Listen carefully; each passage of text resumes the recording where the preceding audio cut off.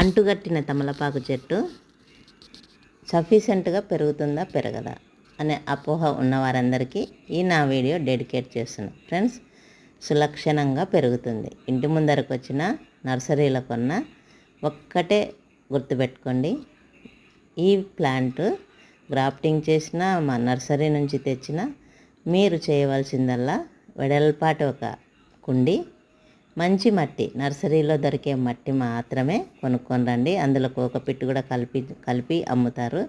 చాలా కంఫర్టబుల్గా పెరుగుతుంది. చూడండి నా వీడియోలో ఈ తమలపాకు చెట్టు ఎంత ముదిరిపోయి అసలు చాలా చాలా అందంగా పెరుగుతుందండి. చిన్న కవర్లో కనిపించేది కూడా నేను గ్రాఫ్టింగ్ చేసినదే.